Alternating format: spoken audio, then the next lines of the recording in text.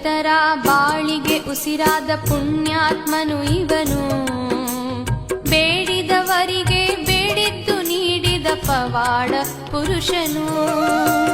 ಬಡವ ರೈತರ ಬಾಳಿಗೆ ಉಸಿರಾದ ಪುಣ್ಯಾತ್ಮನು ಇವನು.